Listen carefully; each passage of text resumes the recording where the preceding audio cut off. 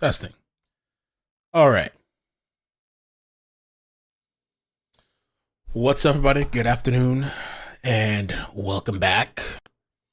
Vem Miller has responded. He did a video. Apparently, did a video last night. I didn't see it. It was on Rumble, and news articles are still talking about him, and he's denying this attempt. People, the sheriff implied that. Let me play this video here. That it was like he interpreted it as an attempt. It's a weird story. It's a weird story because there's claims of multiple passports and all that stuff. Why do you have multiple passports? Let's see if the sheriff spoke in an interview before here. The bottom of the hour to another Fox News alert. A 49-year-old man fined and released after police say they caught him with loaded illegal guns and a fake press pass near Donald Trump's Saturday rally in Coachella, California. Meanwhile, the suspect... Well, it said multiple passports, too, supposedly. ...maintaining his innocence, telling Fox News Digital, quote, "I always travel with my firearms in the back of my truck. I've literally never even shot a gun.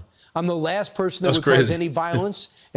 You got all that stuff. He's never shot a gun? You got a shotgun in the car. What does they say? Some type of automatic something. I don't know. Magazine, fully automatic magazine. And a handgun. You never shot a gun before? And harm to anybody. Telling Fox News Digital, quote, "I always travel with my firearms in the back of my truck. I've literally never even shot a gun. I'm the last person that would cause..." That's wild. I would not. I just think that's kind of a little bit irresponsible. I wouldn't be loaded up with guns and never shot a gun. Don't know how to use a gun. What the? Make it make sense. Any violence and harm to anybody. I'm 100% a Trump supporter. This is a man I deeply admire. Riverside County, California Sheriff Chad Bianco joins us now. Sheriff, do you believe him? Is that why he's out? I mean, no, that's not why he is out. I certainly read his statements, and they're believable statements. But and I hope that was the case for his sake. But it doesn't change the fact that he brought the guns onto a Trump rally, and he was stopped before he got inside. Right. Inside his car were rifles and guns unregistered. That should have made no sense. Passports with different names. He had a phony license plate, and inside the SUV, it was all torn up. He had a lot of explaining to do. What did you do when you began to unravel what he might have been up to? Well, quite honestly, at the time with President Trump arriving, as you can imagine, it's not a calm scene. It's a very chaotic scene with people trying to get in there and vehicles coming in and the president on his way. So the original deputy that stopped him and talked to him and noticed all these things and eventually ended up getting his consent to search the vehicle, located all of these items. So had he not had that encounter with that deputy, he certainly would have been on the grounds. Where he would have more than likely ended up was probably only a few couple hundred yards from the stage where President Trump eventually was. But that's all. I mean, that's all speculation. We don't know because we did our job and we stopped him from getting on the grounds in the first place. You indicated in some of your comments afterwards the federal government didn't get involved. Federal law enforcement did not get involved. But you think you possibly stopped a third assassination attempt? In our minds, we did. That's what we were set up there for. We were set up to stop and prevent anyone from coming on the grounds like happened the last time.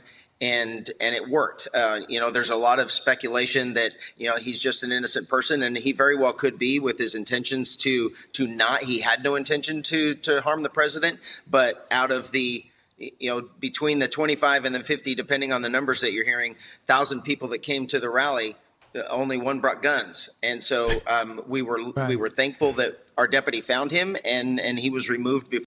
I don't know, man. Just with everything that's going on, the craziness of society and things escalating, I get him wanting, I guess, to protect himself or something. Why are you going to bring guns, man, to the damn round? They're just going to be like, all right, cool, yeah, no problem, bring him in. I mean, I get he was like at a different, like an outside checkpoint, bringing in his car type of shit, but why? Before the president even got there. So you think 50,000 people came there, you were able to secure it, you're very proud of that, and you should be. But when you get him in jail and you detain him, Why is he out today? Because it seems there's a very little, just this is California. what we're talking about now. I would think if I was doing that, I'd be still in jail.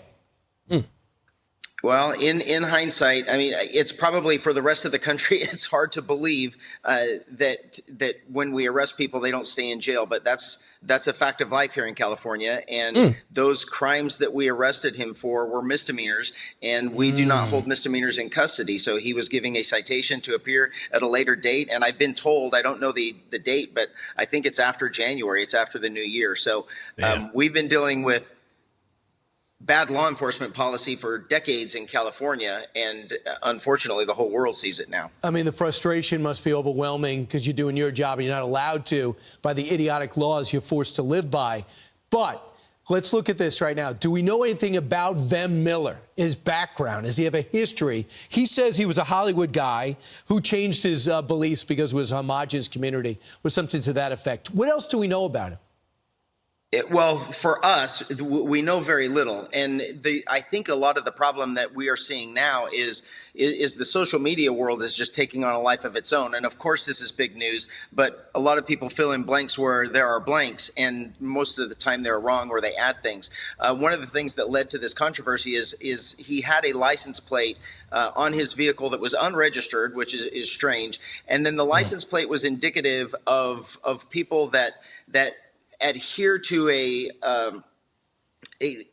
sovereign citizen is what we refer to them as. I think they refer to themselves as that belief in that the government rules and laws don't apply to them. And he had a license plate on his car that was.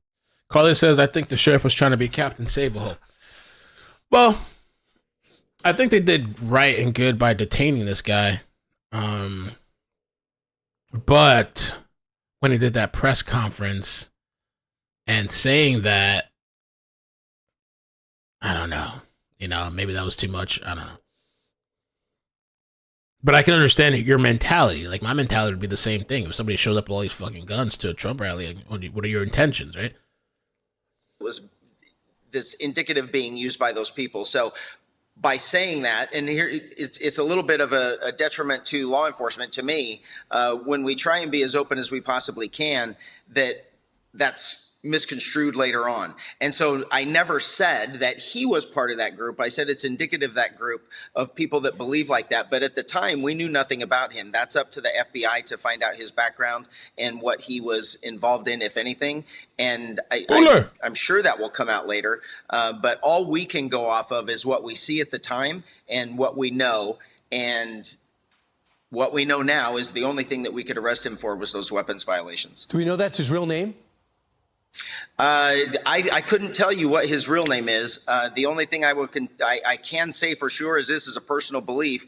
The identifications, the different identifications that he had, Vem was consistent. So I'm sure his name is Vem, but there were different names and different variations of Miller or other names. And so I honestly couldn't tell you what his real name is. See, I thought that you could keep him for 48 hours, and being that there's so many questions about him, being how well armed he is, and the lies that he's happy, the different IDs he's happy to use, the different passports he had on him. I mean, this whole thing's reek of suspicion. Any one of these things seems overwhelmingly reason to keep him detained, but you say your hands are tied.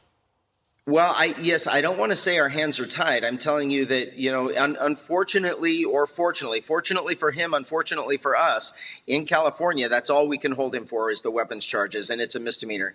And it is a sad fact that we can't hold misdemeanors in jail. They're released with citations. So I think he did go to jail. He was booked, but I believe he was only there for 4 to 6 hours and then cited and released. So the ultimate goal was to stop him from getting inside and then get him away from the event. So the event was safe. The attendees were safe. Our former.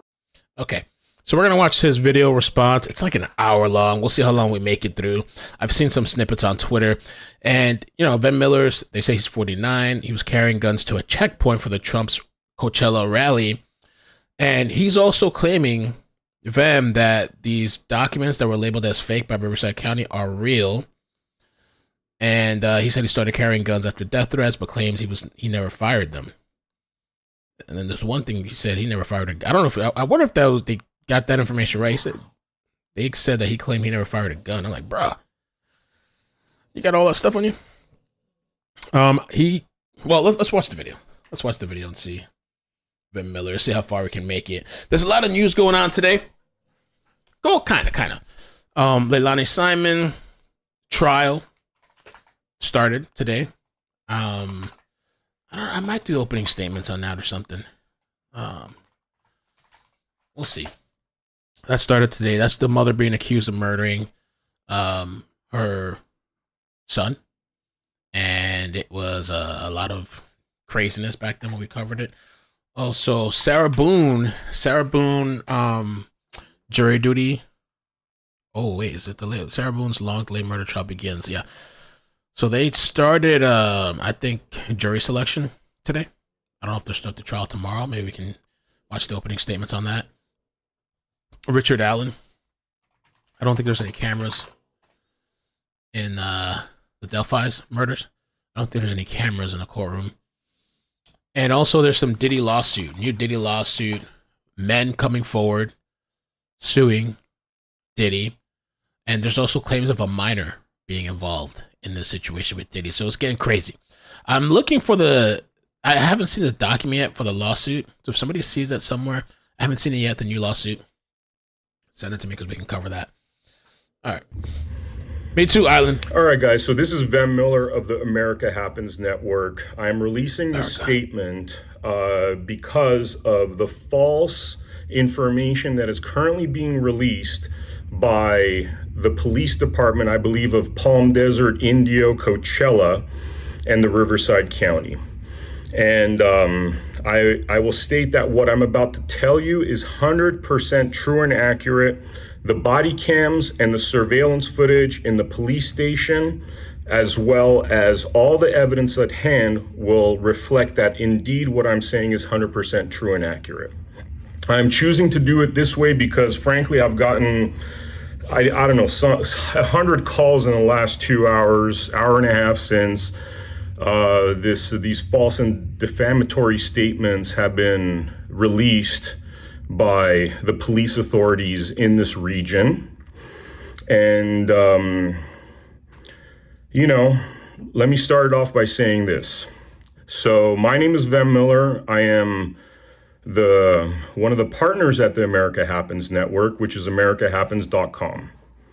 I always knew we were going to go viral in a very big way, and some of our stories and exposés have been going viral, but I never thought that the most explosive story would involve myself and the false statements that are currently circulating across the internet.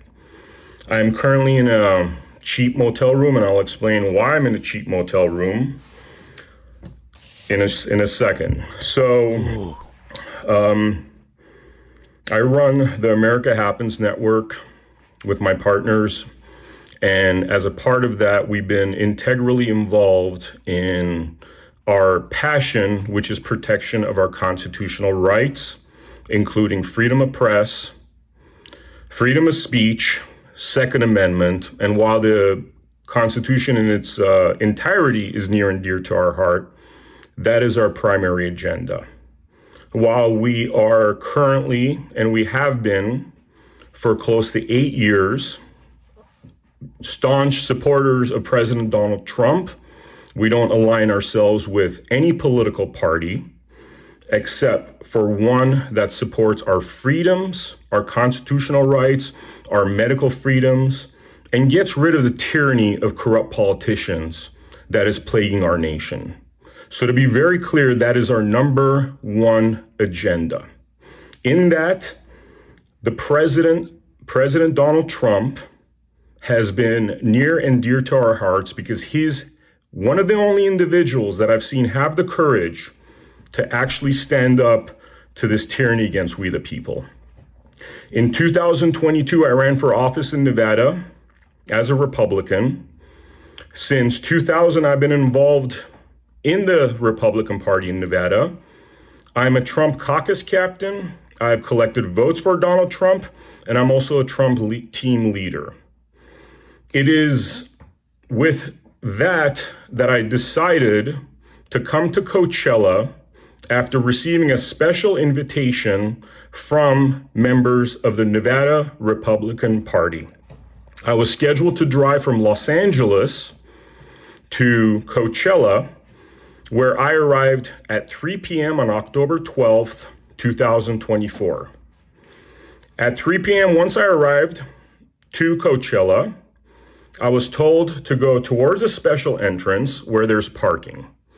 Prior to entering the parking lot area, I did what I always do, which is that, and there's much evidence of this, if you ask around Nevada police officers, well, I will fully transparently let them know that in the trunk of my car, I carry 2 firearms.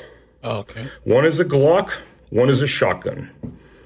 And these 2 firearms that I carry with me are simply for protection, because what happened in 2022, which again is verifiable, is that once we started producing a lot of content for the America Happens Network, content that focuses on basically peeling back on this tyranny, returning power to we the people, returning our constitutional rights, and most dear to my heart, freedom of press, because I've been a member of the media since 1994.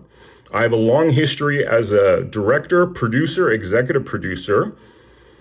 That topic became very important to me because I got to see the inner workings of how the media works. And after being in this industry for close to 30 years, I did not like what I was seeing. I did not like the censorship. I did not like the propaganda. I did not like any of this nonsense. And so first, I had launched America Happens, and I like to give you guys a little bit of background history. All that is verifiable. I first launched America Happens I just want to know why you're out there as a with the guns. response, I guess you could say, of what I call cancel culture 1.0, even though I don't think it is 1.0 because cancel culture dates far further back than 2001, which is when I came up with the America Happens Network concept. And essentially, it was very concerning to me, things like the Patriot Act, things like this, the overseas wars, our soldiers going out there. I even interviewed a lot of soldiers that came back with PTSD, their lives and minds ruined. Because like I've said, I've been producing content, documentaries, music videos, commercials, TV shows, you name it, since 1994. And so in response to this cancel culture, in response to our oppression of speech, I first thought about this concept in 2001. In 2007, our first piece went viral on MySpace. And I was interviewed by the Young Turks about it out of all these groups. And Interesting, on Young Turks. I have to admit that earlier on, I was more of a Democrat, having been raised in LA and Hollywood. And frankly, I will admit that I simply was not well educated at that juncture. My eyes were not open to what was going on. My reaction to the cancel culture 1.0 era of George W. Bush really caused me to think, the Democrats are, the good guys. They're the ones that are going to, kind of not oppress our speech, and then Barack Obama came by with hope and all that stuff. And at that time, I thought, he might be somebody that's going to save us from these policies and cronyism of the George W. Bush administration. I was also involved during the George W. Bush administration in going to a lot of the Iraq War peace rallies, marches, Occupy Wall Street. And really, at that time, I was filming content, sharing it on platforms, frankly, that are no longer around.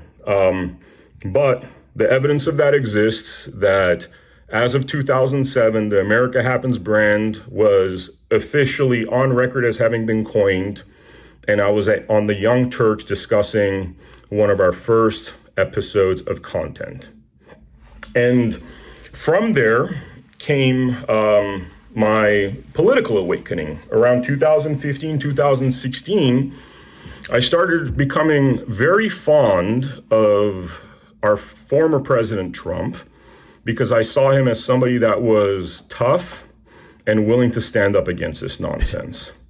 And I'll be honest with you, I paid a very, very steep price for that. Very steep price, because I left Hollywood, where I was making a 6-figure salary, to essentially produce content on a dime that exposes what is happening in our country, how our officials abuse their power for their own financial gain, of how they want to oppress speech and other freedoms in order to enrich themselves.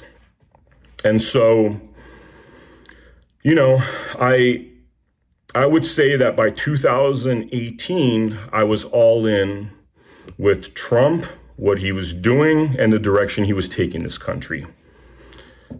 That man inspired me to have the courage. And I thank our former president, and hopefully future president, for being man enough to stand up and show what courage looks like. And so in 2020, I relaunched the America Happens Network, which was docile pretty much since 2008, because I had foolishly drank the Barack Obama Kool-Aid and thought that his words of hope and change meant, you know, hope for a non-military industrial complex dominated world. And I thought change meant changing those policies that had resulted in our natural and financial resources being depleted, inflation, things like Occupy Wall Street. And unfortunately, I was wrong about Mr. Barack Obama, because his presidency proved that the hope and change he was talking about is not the hope and change we're talking about. And the specificity of somebody like Trump, as opposed to using these like esoteric words or whatever you call it, you know, these kind of blanket statements that, you know, hope and change could mean a lot of things. And apparently change meant change to divisiveness under Obama. I believe that President Donald Trump would take us out of this nonsense. 1 second, I got to get water. And so,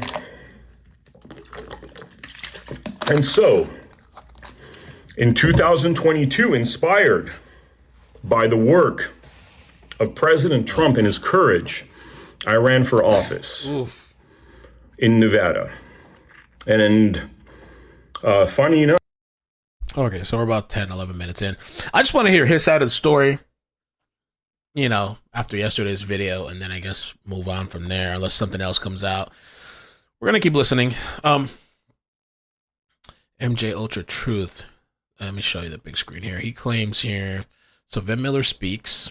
One part that didn't sit well with me is his criticism of the police, saying he was one of those maggots. I'd rather give the police the benefit of the doubt that didn't happen. I will side with law enforcement every time unless there's proof. That's just me. Miller says there's no falsified IDs on his person, that there was confusion because he's Armenian. Yeah, there you go, Young Turks. Here's some background on his name change. 2021 court documents list his name as Vem Yanokovian, also known as Vem Miller Yanovikian. Miller filed in Clark County, Nevada, to change his name to Vem Miller in 2022, which I think his friend said that was because of he wanted to get involved in politics. Affiliations, he's certainly been around the MAGA quite a lot. Picture with General Flynn, Ivan Reiklin, Roger Stone, Steve Bannon, plenty of influencers, RFK Jr., Vivek, Don Jr., etc.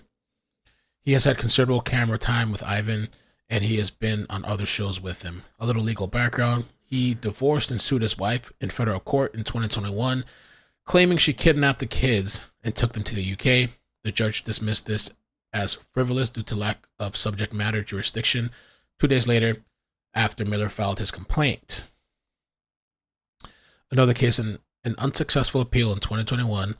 He claimed that he had no income and only $40,000 in a $4,000 in a checking account and a 2018 Kia Optima to his name. However, property records show that he purchased a house in Henderson, Nevada for $240,000 in 2015 and previously owned a property in Studio City, Los Angeles. Ben Miller said, all of my costs of living are currently being paid by a 501c3 nonprofit corporation that is helping me with this legal process. Odd. Another case, Los Angeles in 2013, Miller claimed a company he was working with on a reality TV show had planted a kilogram of white powder in Miller's office. What? What the?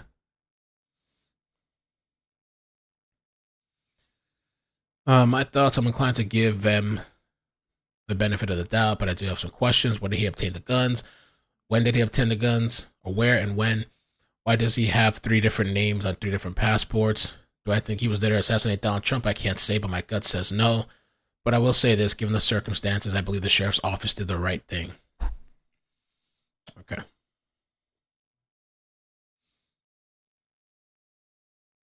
All right. Enough, as a candidate that really was an unknown entity, I went and knocked on doors nonstop. I think if people look at my campaign sidekick and also campaign 360, both apps that I use, it will be verifiable that I knocked on close to anywhere between 6,000 plus doors, I would say, up to 10,000. I haven't looked at the statistics, but I made quite a name for myself for my perseverance and dedication. And lo and behold, I was running against 2 well-known candidates. One was supported by who was at that point the incumbent leaving office because he had served his last term, and another individual that ran for office, both that had much deeper pockets and much more name recognition than myself. I was successful in garnering about 22% of the vote in an area when 31% was the winning margin. I didn't. All right, let's pause it real quick. Is this a new video from the sheriff? Hello, California. It's Riverside County Sheriff Chad Bianco. Uh-oh. For the past 30 years, I've been doing everything I could to keep our community safe by arresting criminals and putting them in jail and putting them in prison, keeping them out of our neighborhoods. For the last 5 years, I've been very critical about our governor for slashing our budgets from corrections, for letting prisoners out early, for closing our prisons. I've been critical of our state legislature for passing laws to make it harder to put people in prison. I've been critical for their changing laws that let prisoners out early. And I've been critical for our Attorney General for seemingly not caring about crime and really being an embarrassment to law enforcement. And this love affair that our governor and our state legislature have with criminals is based on the belief that criminals are not responsible for their own actions. They're a victim of society. And really, it's our fault. It's society's fault. It's business's fault. It's cops' fault. It might be my fault. Law enforcement, apparently, if you listen to our governor, is systemically racist. If you listen to our legislature, our laws are systemically racist. Our judicial system is systemically racist. All of these people that are being put in jail are because of law enforcement bias and DA bias and all of these things. And so they let them out. They give them food. They give them housing. They give them money. They give them drugs and alcohol now. Yeah. And I gotta. They got a care package to get out of jail and shit. Here's the drugs, the liquor, here's some gift cards. To be honest, I'm getting tired. I'm getting tired. And I'm wondering if I'm having a change of heart and deciding that, you know what, maybe I've been wrong. And I think I'm going to change teams. I know it's going to make some of you angry. I know that you're going to be mad at me, but I'm going to change teams. I think they're onto something, but I don't think they're doing enough. I think that we need to go big. You know me, go big or go home. You're the biggest, you do the best, you're the best at everything, and you might as well do something right if you're going to do it. And I'm all in. And I hope that you're all with me. I hope that you all have this change of heart. You all feel that this is definitely the right thing to do, and you come alongside me in this venture. And I think it's time that instead of letting them out of jail and giving them alcohol and drugs and everything else, I think it's time we put a felon in the White House. Oh, shit! I wasn't expecting that. This is crazy. Oh, shit. Okay. Trump 2024, baby. What? Oh, shit. But this is so crazy, though, because Vem says he's a Trump supporter, too. So what's going on? There's a lot of people that believe him. There's some people that don't, or people that are just questioning. Questioning, it's questionable. I even saw some of the comments. Some people think he's like a plant, some insider. I forgot what was the comment that stood out to me. I think it was at the bottom of this. These are just other people's thoughts online. An anarchist will go into deep cover for just one pull of a trigger. Anyone claiming they are a sovereign citizen is an anarchist. Having multiple passports is a violation of federal laws.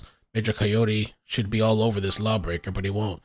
Not one other attendee at the rally had a gun. Not one carried their passport. Vem is not a Republican. I don't know. Why in the world would he say he has guns in his trunk of his car that he is not at? What? Why in the world would he say he has guns in his trunk of his car that he is not at? It's like saying I have guns at home. Something just isn't right with this dude. Fake plate, 4 different passports, and different names. Guns were purchased illegally. I don't know.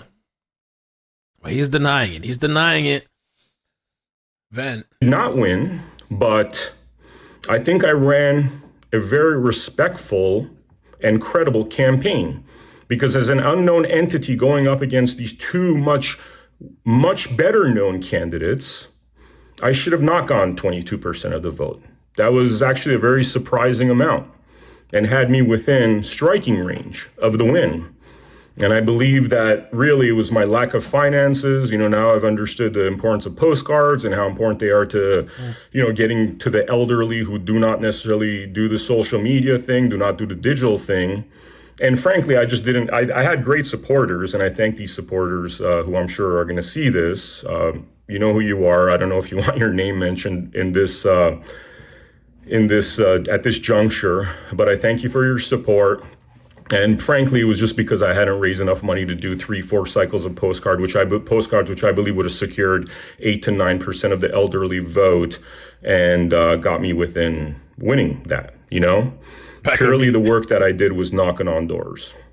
And so after this, running for office, I put all my energies to the America Happens Network, for which I was already producing content at that juncture, most primarily my Blood Money podcast, which I believe we started in 21, and the America Happens documentary series, which started around the mid-2000s, dating back to 2005, verifiable from the interview I did with the Young Turks talking about the America Happens Network and our first episode of content, which went viral on MySpace at the time.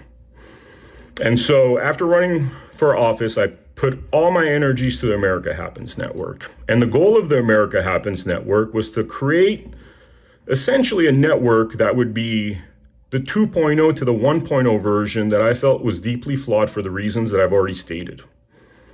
And so in putting all our energies in this, and I speak about my partners in the company as well, who have been nothing but an inspiration to me, who have provided me with support I just never had in terms of being a truth teller, being a truth seeker while I was working as a Hollywood producer. And so we started putting all our energies in this America Happens Network. We've launched thus far 14 shows. Really, the goal of the America Happens Network is to redefine what a network can be in what I call America 2.0. And America 2.0 is the restoration of our constitutional rights, freedom of press, true freedom of press, not propaganda machine freedom of press, but true freedom of press. And so in putting all our energies, we've produced 14 different shows, and I will get to the controversy that currently exists. I need to get this background story so you understand where I'm coming from. And again, everything that I've stated is verifiable. In launching, or relaunching this America Happens Network, we started creating essentially a big puzzle board, I guess you could say, where every piece of the puzzle presents a different approach to media. This includes my Blood Money podcast. This includes the America Happens documentary series, where every episode we expose what is really happening out there. We give voices to people that have been voiceless, that have been ignored by the mainstream media. This includes the Conspiracy Truths documentary series that Mindy Robinson does, my business partner. She did the Route 91 documentary, which exposes the cover-up of the Las Vegas mass shooting. A story that is still alive, and I heard 2 weeks ago that Ron DeSantis made a statement that, we never figured out what happened in Las Vegas with that shooting, and that's why he wanted to... All right, I mean, I get it. Maybe this is like his opportunity to tell his whole story, but I kind of just want to know the events of that day. Research, A&E, History Channel, Discovery, True TV, MTV, Netflix. And again, I have contracts and paperwork to verify everything I've said is accurate and true. So yeah, we talked about that yesterday, that he's worked with, supposedly with all these networks and stuff. And that's more or less my background. But now in 2022, we start still 2022? Producing all these different shows, including another show, AHN News Live, Uncensored News, which Corinne Clifford heads, including AHN Music, which is a top 5 TRL-like countdown for music videos having to do with not negative things, and it's not necessarily Christian-based music videos, but music videos that are essentially thoughtful and my version of what I call, there's this social justice word has been bastardized, and it's my version. That's what we're doing with AHN Music Top 5 Countdown, is to simply present these uplifting voices. Some of it's wholesome, some of it's, more about just talking about what's really happening out there, and really avoiding all the promiscuous drugs and nonsense for music videos that I had to really torture myself writing concepts to, hearing these foul lyrics, hearing these poisonous lyrics that poison our children, put bad thoughts in their heads about drugs and, drinking pharmaceuticals and getting high. I mean, I know which artists, that I'm referring to. And so that's been the agenda with the HN Music. So, and beyond that, we've had multiple different shows. We've had a show called Medicine Cabinet. We've had a show called Meet the Frontline Doctors. Both those shows are geared towards showing really the truth that the medical industrial complex tries to hide. And for example, on those shows, we've had episodes on ivermectin, hydroxychloroquine, things that were hidden from us during the COVID so-called pandemic, and things that could have been very helpful for our populations.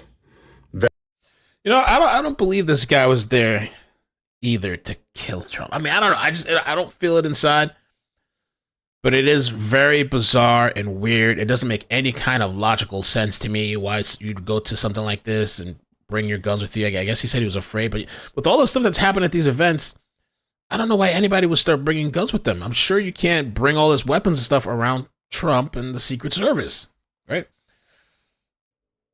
I don't know what's up with this dude. And then with all those supposed documents in there that they said were like multiple passports allegedly, that unfortunately were given things like remdesivir and ventilators that seem to cause nothing but death and carnage. But again, like I said, remember last night, or was it last night, yesterday? We talked about there was that one. I'm not saying this guy because I heard this guy's going to start suing and stuff.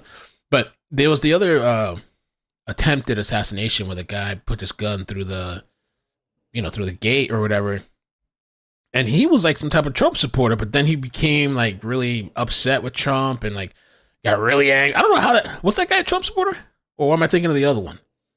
Like how many of them are they?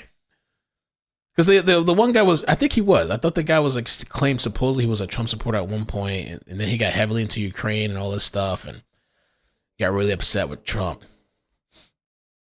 I don't even know anymore. It's all a blur with these people. The attempted shootings previously, and interviewing people like, for example, Scott Schara, whose daughter was medically murdered. Interviewing people like Dr. Peter McCullough, who had the stats to show that reasons because the people that screwed up hard, and I'm sure they'd want nothing else but for me to disappear because, as you'll find out, they put themselves in a bit of a pickle, I guess you could say. So, full force with America Happens, going to Trump rallies, covering Trump rallies. Let's go. Yes. Being very close with individuals in the Trump extended family. And this is the other thing too. This was in the thumbnail because I saw this on Twitter too. That he says he's very close with like Trump extended family.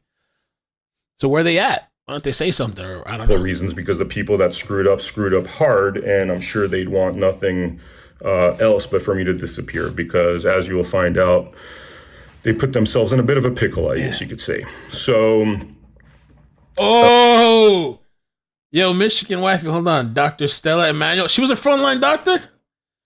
Oh, gosh. No, Michigan wifey, no. I think I remember this shit. It was crazy. Hold on. So I can pull up the clip. Oh, my God. Demon sperm? Hold on. Oh, Jesus. Oh, no, man.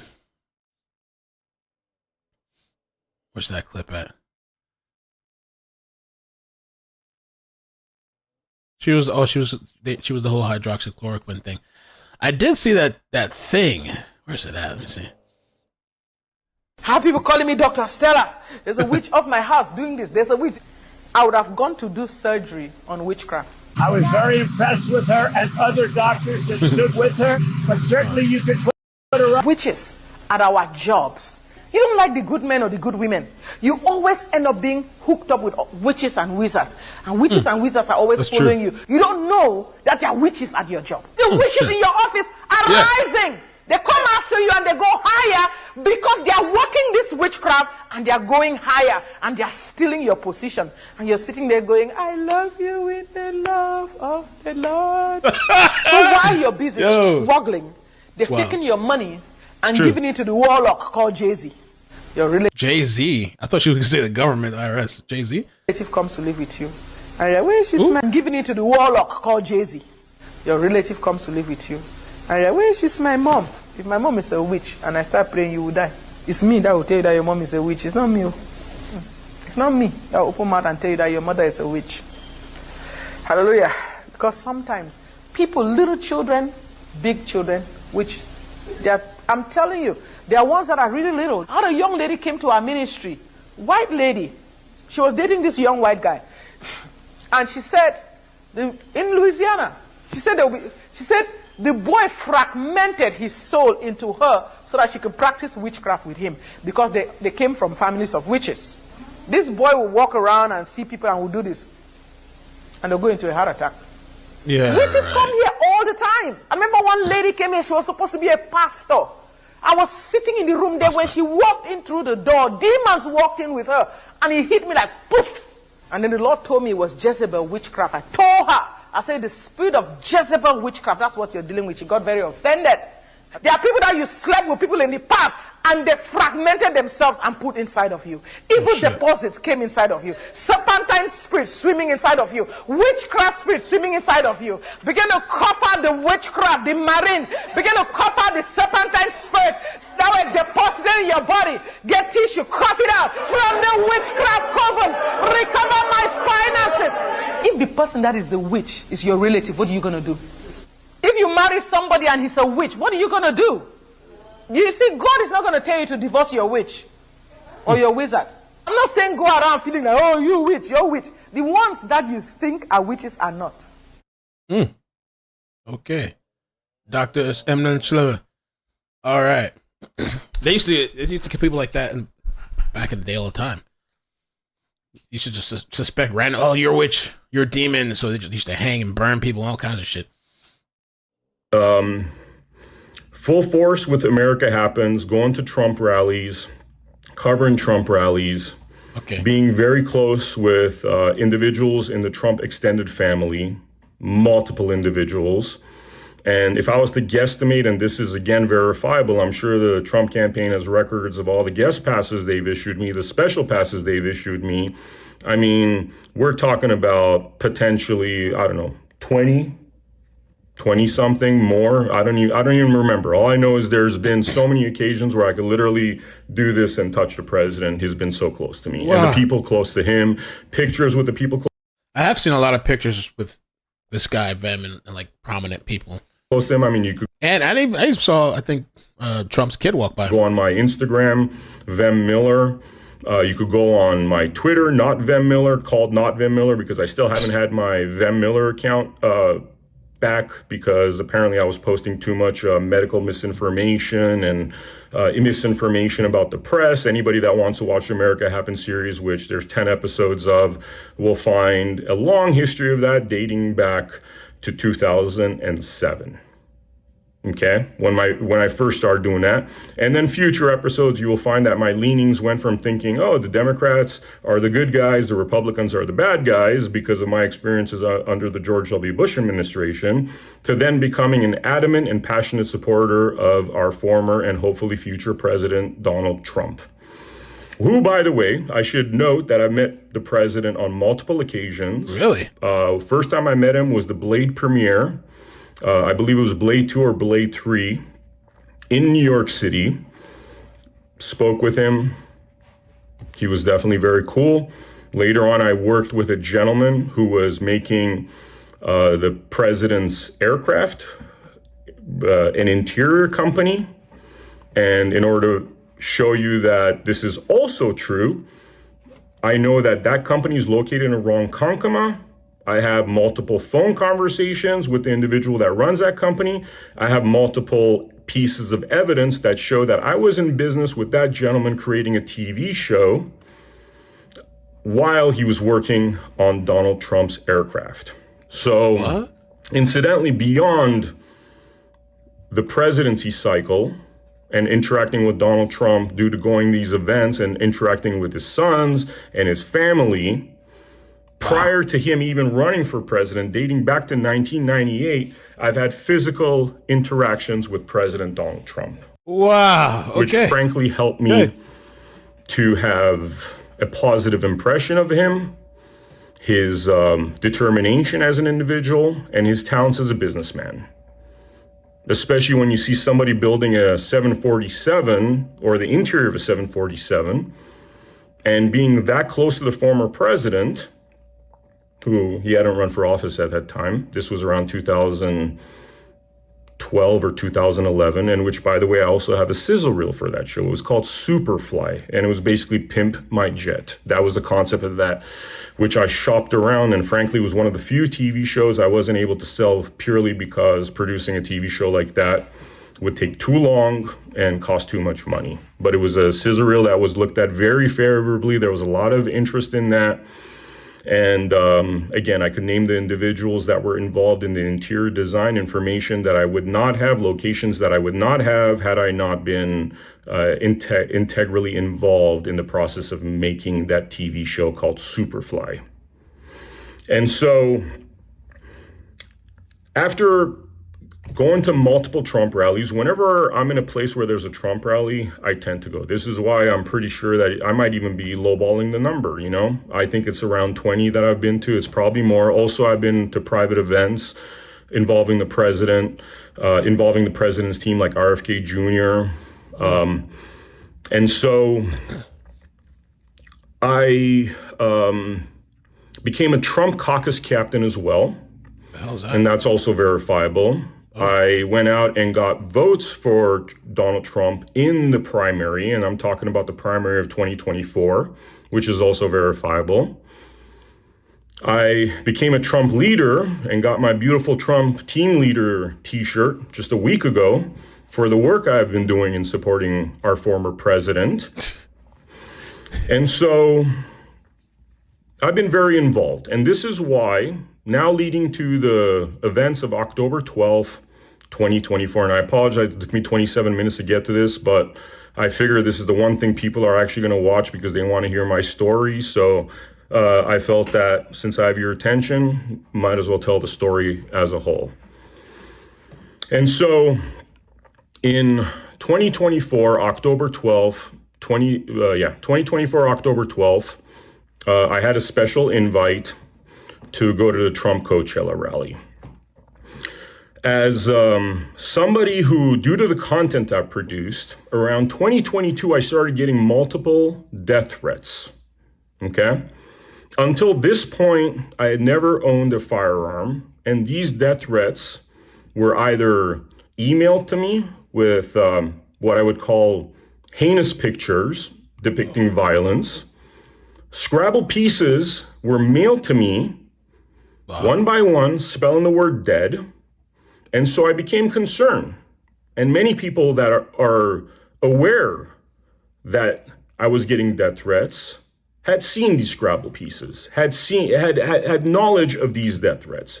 So in 2022, I went and bought 2 firearms. I bought a Glock. I bought a shotgun. Until today, it is verifiable and true that these guns have never been fired. Wow. I have never been to a shooting range. Wow. That is literal. I mean, I feel like I believe, I guess, yeah, I believe him, but it's just so weird to me to, because what are you going to do when it comes, like, what happens if you do need to defend yourself? You don't know anything about how to shoot the guns that you, even just the guns that you have. Wow, how to load it? You know, like, that's wild to me. That's wild. Okay. I've never been to a shooting range, and Wow. I haven't shot these guns. But those guns. Maybe he shot a different gun purely before? for protection, I bought these guns. And not only am I a novice when it comes to guns, I guess ignoramus would be a good way to describe it, since I've never shot a gun. I mean, doesn't seem that hard to point and shoot, but I am not I don't have any experience working with guns. And purely for protection, I purchased both these guns. And so prior to October 12th, every time I would go to a Trump rally, and most of these were in Nevada or states that are Yo, I mean, if you never fired a gun too, it's a little, I feel like shotgun. I've never fired a shotgun, but it's looks a bit intimidating. You know, I'm not that into, I mean, I've only fired very little. I don't know, maybe 2-3 different guns, 4 maybe. But I remember the last time I was at a range, there was a guy with a shotgun next to me, and man, you could feel that doosh, doosh, doosh. I'm like, God damn, man, the whole place, you just felt it through your body and stuff. So, I don't know, man, I wouldn't feel comfortable, just me having a weapon and not knowing at least how to use it or safety, you know, or anything like that. Boy, carrying a shotgun in the trunk, man. Doosh. Thank you, Lisa. certainly not California, I would tell the police officers out of courtesy that, hey, you know, my name is Vem Miller. I work closely with the Trump campaign and individuals within the Trump campaign. I'm just letting you know that in the trunk of my car, I have 2 firearms. Bro. I'm certainly not going to take these firearms into the actual rally. Bro, and you don't think they're going to check you out? Location. And by the way, there's metal detectors and stuff like that. So it's not like that is even possible. But I would clearly tell him that I got in the back of the truck. And the reason I would tell him this is because God forbid somebody broke into my truck or something. I want him to be aware of what was in there. And it was simply a common courtesy to the police. Furthermore, for anybody that does research on my 2022 campaign, they will see that I was a staunch supporter of the police. And I thought all this defund the police nonsense was purely that. It was nonsense, you know? And my point of view on the topic is it's not a matter of defunding the police, but it's a matter of getting rid of the corrupt police officers, just like it's a matter of getting rid of the corrupt government officials that have plagued this nation, as opposed to defunding anything. I'm not one for defunding government. I'm not anti-government. I'm not one for defunding the police, but I am definitely one for introducing a much better quality of officials and police officers than currently exist. And this... Beach must say he's never shot a Nerf gun. That's really bizarre to me. I still would like to know too, like, because they said illegal guns. So what does that mean? Like he didn't purchase it himself. He purchased it from, like, I don't know. What do they mean by that? Were the serial number scratched? You know. What happened on October 12th is a prime example of that, and probably the reason that God put me in that situation, in order to be able to expose really what's going on. And so every time I've gone to a Nevada rally and notified the police it's been a non-issue. They've thanked me for the courtesy of notifying them. They've said, obviously, you can't take your firearms. I wouldn't even think of doing such a stupid thing. And they've been fine. They've been fine. And the critical mistake I made is, I guess, forgetting the location that I was in California. Cali. Yeah. So I drive up with my special entry pass. And by the way, they're saying I had a counterfeit pass. That's a bunch of nonsense. I could prove that I had a special entry pass directed to me, sent directly to me by officials within the Republican Party of Nevada. I would love to see that too. When you just like hold it up. I was an actual invitee to that event. So as I'm driving, there's an area where you enter the parking lot after you pass a sheriff. I pull up to the sheriff. I say, I should take that back. I'm not 100% sure he was a sheriff. He was wearing a sheriff vest, but a lot of those individuals were. And my assumption is that not everybody there was a sheriff. They were just trying to indicate that they worked with the sheriff's department. And so I drive up to this sheriff and I tell him that, in full transparency, I just want to let you know in the back of my truck, I got, 2 lawful firearms, purchased lawfully, Well, he said here it's lawfully. Registered lawfully, and I'm just letting you know that that's back there as a courtesy, which is a courtesy that I always do. That police officer asks me to pull over, so I pull over, and just so everybody's clear out there, it's not like they found that I had firearms or did an investigation, blah, blah, blah. No, the body cams and the evidence will expose and reveal that I myself drove up to the sheriff and gave him the common courtesy and respect of letting him know about the firearms I had in the back of my truck. At this point, they make me pull over. A police officer comes to my window. And what I have to say about this particular moment is that knowing how some police officers behave, here we go. and I'm indicating that they behave in a fashion where they seem to not understand the laws and the Constitution, I'm usually more armed and alert. But when I was arriving there, I wasn't feeling well. I have certain health there it is. demands, I guess you could say, Okay. that require me to regulate my blood sugar level and also require me to have basically my water bottle, which...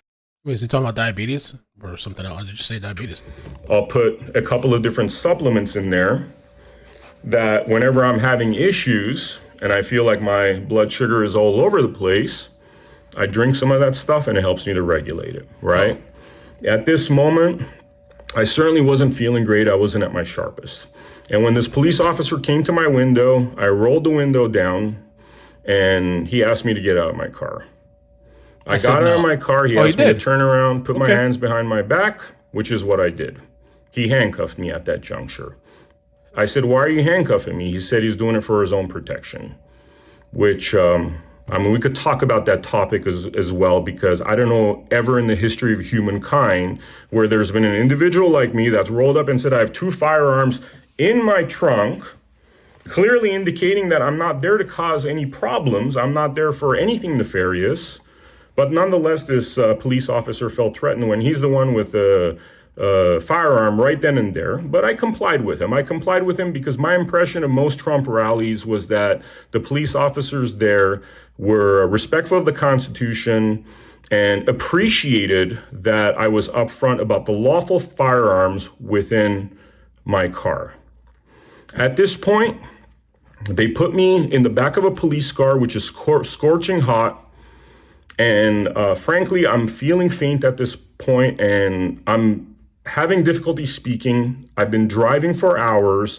And frankly, I had to go to the bathroom very badly, to a point where it was giving me a headache, and my blood sugar being off, me being in the back of that truck or police car in the scorching heat, which was akin to a sauna, was really causing me health problems, causing me heart palpitations, causing me breathing issues. And they just stuck me back there, closed the door in this sauna-like police car. And it came to a point where I had to start knocking on, I should say knocking. I was hitting the door with my feet because my hands were handcuffed behind my back. And I'm just like trying to make noise so that I could get their attention, because I've been inside there for an hour. And if you could imagine, with your blood sugar all over the place, heart palpitating, being in a sauna-like environment is not the healthiest situation to be in. I actually felt like I might faint and be hospitalized. And finally, the police officers come there. I pretty much begged them to get my water, which has 2 supplements in there that could have helped my health. They refused to, because they're like, what if there's something in there? And I know what they're trying to indicate is that like there's cyanide or something in there, and I'm gonna drink some of it and off myself, because they were onto this insane theory that I was there to cause harm. And so they refused me what I needed, which was my medication. They kept me in the car. They did turn on the AC after what was hour, I don't even know. And it's hard for me to know the exact time. It could have been an hour, it could have been an hour and a half of this torturous experience. I don't know, because frankly, I was too lightheaded and I was almost fainting. When I explained to them what was going on, they said, we could take you to the hospital. I'm like, rather than take me to the hospital, what if you just get me my water? And they refused to do so. And they gave me, one of the police officers put water in front of my mouth and poured it in there and stuff. Eventually, they did give me my water bottle, but that was hours later. So, at this juncture, I'm in the back of the truck and I'm demanding from this arresting police officer that I get my one phone call, which he refuses. He also refuses to tell me what's going on. He does ask me, well, he does come up to me and say that, and this is again reflected by the body cameras, which we're going to be doing a FOIA request on, or I should say a FOIA demand. There was another avenue to this, which is internal affairs report that I was told it was This is the one thing I mentioned yesterday. Some people got upset, but I can't help it. I noticed it was an observation, but well, I don't know when he last updated his LinkedIn, but I noticed the pronouns there, and I was like, that's interesting. That's not usually, that type of, when you're in that political affiliation. Somebody said base conservative, but maybe he never updated it. I don't know. Or maybe he still believes that is right. Way to go and attain those body cam recordings. So what this body cam will expose is that this police officer came up to me and he basically said that, look, we just want to make sure you're lawful. Somebody said his post refers to his connection to California. Most likely is it a requirement for UC or highly encouraged. Who knows? Terms are properly registered, that they're lawfully purchased. I say, sure. I tell them the exact locations of the firearms. I tell them they're welcome to grab the firearms and I have nothing to hide. And this was done under the guise of they just need to run serials to make sure that this is part of the National Registry and that it is indeed my firearms. Well, next thing these guys do is that they completely ransack everything in my car. And when I say ransack, I had 3 suitcases in there, including clothes, including crucial medication and supplements, including my laptop computer and iPad, camera equipment, tripods, recording equipment, basically all the equipment I would need in order to produce content. And to be very clear, I wasn't there under media. I was there as a special guest, and I wasn't taking any of that equipment in there because I was not there as media.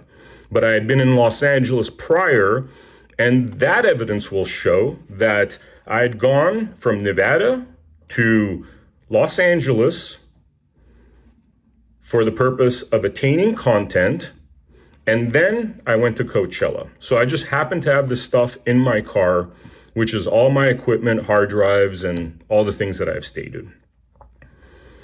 And so at this juncture, they go into such forensic detail with tearing my car apart. There's bomb sniffing dogs there. Damn.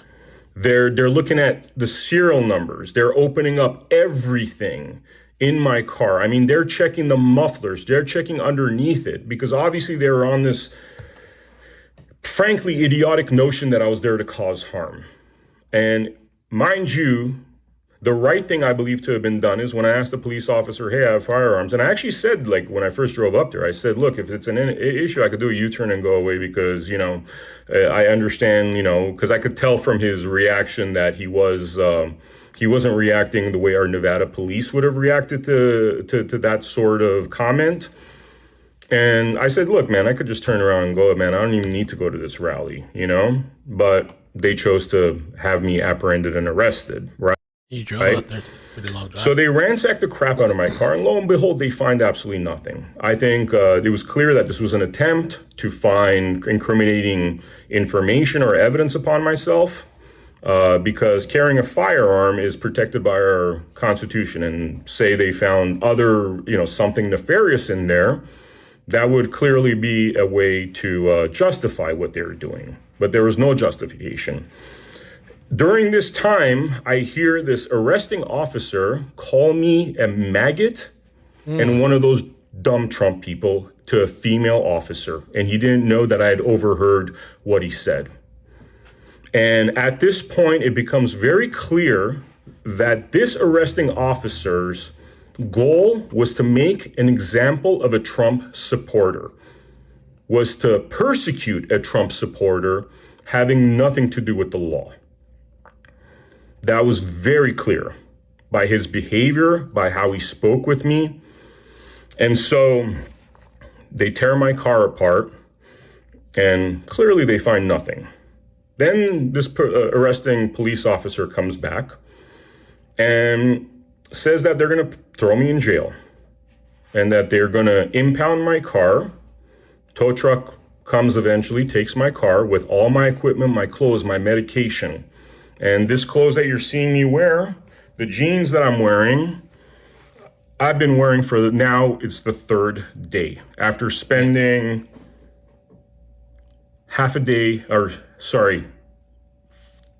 hours in a car, at least 1 to 1.5 hours of which was a sauna. So you could imagine Coachella, I'm standing outside sweating, I'm inside a car, I'm sweating. So right now I feel gross, to be very clear. And so they take everything, they impound it, okay? Now, this arresting officer comes up to me and says, the Secret Service and the FBI want to speak with you, okay? And this is when his narrative started, I guess, falling apart, because he told me that, there's a serious situation, there's been assassination attempts on Trump, blah, blah, blah, and they're going to investigate this, they're going to interrogate you, blah, blah, blah, right? And so now we're about 3.5 hours into this ordeal, I would approximate. And this arresting officer drives me to an RV where the feds and the Secret Service are stationed. Now, what occurs to me is that the fulcrum in all this event is this one arresting officer. He's the one passing information to the feds, to the Secret Service, and he's the one coming back to me and relaying this information, although it was very clear that he was skewing this information. So, and I will explain why. So we go to this RV, he steps out of the car, and at this point, as hot as it was before, now it's freezing inside the car. Just a little detail, I'm talking like, and by the way, I'm in sandals and a shirt because I showed up for desert weather, and I'm in this freezing cold car. I would approximate now it's 6:30-ish or so p.m. He walks out of the car, he has a conversation with individuals that are Secret Service and feds. And he's in this conversation, which I'm watching through this kind of grid that they have in the back of the trucks, that kind of prison grid looking thing, I could tell from the reaction of the Secret Service and feds that they're just not kind of buying his story. They seem very disinterested. And what I would also assume, and all of our research, the FOIAs, the body cams, all that stuff's going to reveal this, because this is going to turn into a major lawsuit. And I'll tell you how major this lawsuit is in a moment.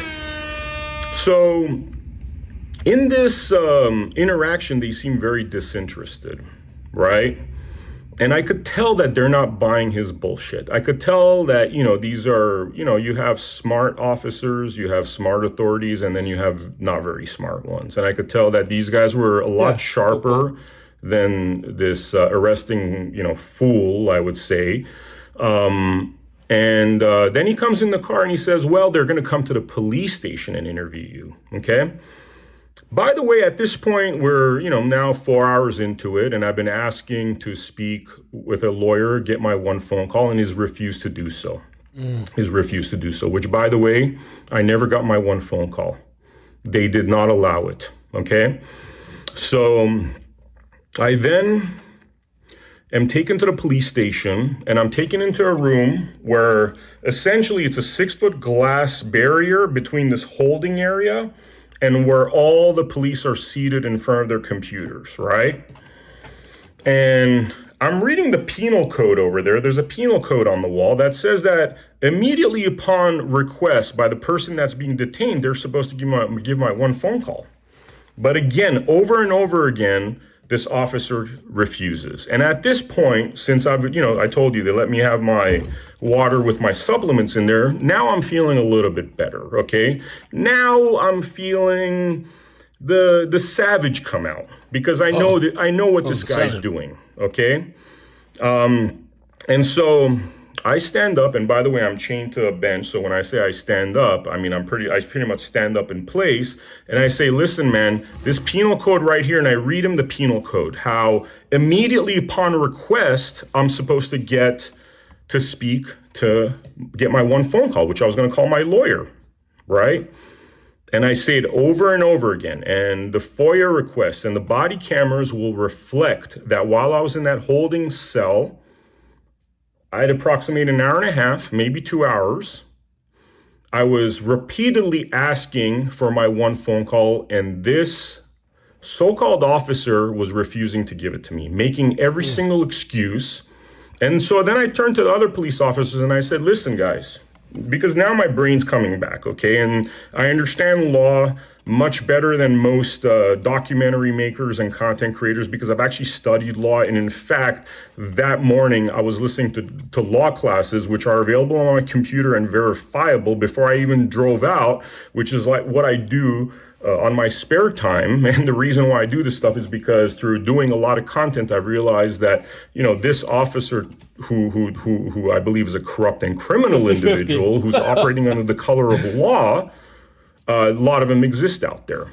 And after having seen multiple aspects of corruption, some that affected my life deeply, and there's a story to that too, because one of the reasons I even got into this is because of immense court corruption by a woke Canadian judge. I won't get into the details of what happened there, but at this point, I'm going to be sharing all of these stories because I want you to know where I'm coming from and why I chose a certain direction in my life and gave up a very healthy and rising 6-figure salary in Hollywood to do this stuff where it's very difficult to make anywhere close to the funds that I'd be making if I decided to dedicate my life to making TV shows and reality shows.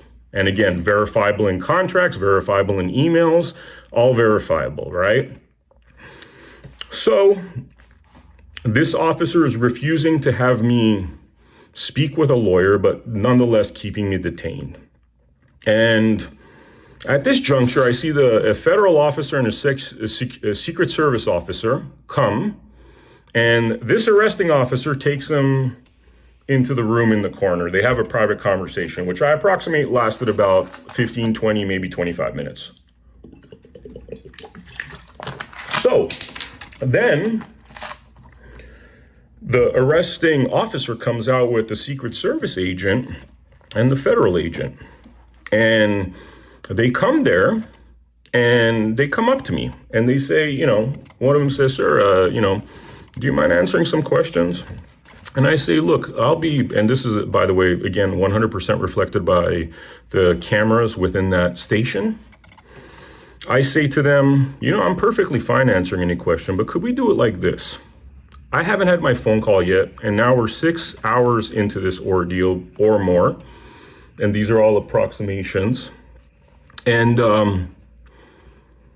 you know, I'd like to tell you everything, but let's kill two birds with one stone. This is a very traumatic experience that I've had due to this so-called police officer. And what I like to do is I like to have you guys sit down, and I want to call my attorney. And to my attorney, I'm going to recite the point-by-point story, just like I'm reciting to you guys right now. And you'll hear that whole story, and we'll kill two birds with one stone, because I won't have to go through telling that traumatic story twice. And then you could ask me any question you want, and I will be perfectly willing to answer any question that you have. And that includes, for the press members that have contacted me, I've actually put my phone on airplane mode because I've gotten 1,000 phone calls. I mean, that's a bit of an exaggeration, but like my phone's literally been ringing off the hook since this story went viral due to whoever out here decided to make that viral and dig themselves a very, very deep hole, right? And so I tell that to the Secret Service and the feds, and they look at me, and then they look at the officer, and they walk away. They walk away, they go inside the room, and then the arresting officer comes out. He tells me, we're taking you to the jail. He's taking me to the jail. I say, wait a minute, man. You told me the Secret Service wanted to talk with me and the feds wanted to talk with me, which from the point that they apprehended me, I was looking forward to that, because I was looking at the feds and the Secret Service as being higher IQ individuals and not driven by some sort of agenda of this incredibly corrupt police officer. And so I wanted to speak with them because I knew that if I speak with them, they're going to realize that there's nothing nefarious that I'm here for, and that this knucklehead over here, this so-called police officer, is really doing this to make a political point, to damage me, to cause me harm for his agenda or the agenda of whoever else was involved in these crimes against me. And I will say that clearly, these were crimes against me by police officers operating under the color of law. And so when this arresting police officer returns, he says, you know, they don't want to speak with you anymore. They're all good. They said it's fine, but I'm still taking you to jail. Again, this is reflected in the body cameras, which is very interesting that what I'm being called is the third potential assassin of President Donald Trump. And Secret Service and the feds don't want to interview me, that they don't see any value in interviewing me. I mean, think about that. Think about that. And understand the degree of flat out bullshit that's involved in that. Because if I was a serious threat, you think the feds and the Secret Service would just be like, no, we don't want to interview him. It's all good with us. No, because these feds and the Secret Service realize that this knucklehead over here, this arresting police officer, is digging himself a deep hole. And they didn't want to get the federal government involved in that. And you know what? They did the right thing, because they left this as a state issue. Because, you know, they knew that this guy was making a mistake. I mean, this is an assumption, but it's a very apparent and clear assumption, because they would not behave that way and just let me be if even 1% of what this arresting police officer was insinuating. At this juncture, this arresting police officer takes me to jail. I get fingerprinted. I get my mugshot taken, which honestly, I was like, kind of like, part of me, as distraught as I was, I'm like, cool, I got my own mugshot now. You know what I mean? It's like, I'm in great company, you know? Apparently, when you try to do the right thing in this country, mugshots are what happens, you know? So I was, I'm thinking in the back of my head, I'm like, I wonder how my mugshot's going to look against, you know, next to President Trump's mugshot, you know? And they put me in a prison cell where I was for about 6 hours. I was placed next to, or a few doors down from, what seemed like a mentally ill individual who was banging on the walls and doors for the entirety of the time I was there, or almost the entirety of the time I was there. And by the way, I still haven't gotten my phone call. There was a phone in the room, but when I tried to call, and this is also evidence, by the way, my friend Steve, who will say that I tried to call him and the phone wasn't working. He couldn't even hear me. Then I walk to this buzzer thing and I buzz him to let him know, hey guys, the phone's not working. I still haven't had my phone call. We're 8 hours into this nonsense now. And that's ignored completely. I never got my phone call, right? So they bring another gentleman, tattoos all over himself, look like, MS-13 type of gangster guy, and I'm wondering, like, what the hell am I doing here amongst these individuals, Like, I'm well into my 40s, and I don't even have a misdemeanor. There's never been a history of any crime that I've done or even been accused of. And I'm sitting here in a jail cell because I'm a Trump supporter, because I'm a lawful carrier of firearms, now in California, in a jail cell, with what seems like one incredibly mentally ill individual. No one talking about the Afghani that was there in a bomb dog alerted to with this guy's story. Dog alerted to the... No one talking about the Afghani that was there and a bomb dog alerted to with this guy's story. I heard about somebody else and a bomb sniffing dog. I don't know what happened though.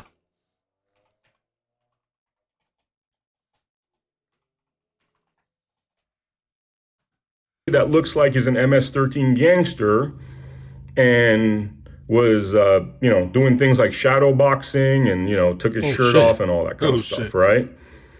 I'm released around 1:15 a.m. They give me some papers to sign, and they say if I don't sign these papers, then I can't be released. So I actually have this in front of me, and if you look at it, here, right there, I sign it, my signature, under duress. Let me show, this guy redacted. This is the paper that he's showing. So at the bottom, he signed under duress. Trying to get myself off the screen. Under duress. And the charges, citation details, which is... It says, looks like possession of firearm, loaded firearm. Who loaded the gun? If he never shot a gun, does he know how to load a gun? He's never been in firing range. And magazine. All right. And that's all that I see on there. With the date of January 2nd, 2025. I signed everything under duress because they told me that unless I signed these papers, then I would not be released. So I signed it under duress, which is a nifty little trick I've learned as well as other things, just being an avid studier of law and really trying to have a protection mechanism against these monsters like the arresting officer who try to violate your rights. They give me a ticket. That's what I just showed you over here. They give me a ticket from the sheriff's county. Well, he's going to show his address there? Just fast forward. Put in there, right? The Glock is loaded, and, frankly, it's loaded, and in Nevada, that's not been an issue. I did not know that who loaded the gun? In California, you have to separate the mag from the gun. I learned that lesson, I guess, now. And then the other thing that I had no idea about, and again, the Glock has never been shot, which is verifiable. I've owned this since 2022. And just collecting dust. Never been fired once.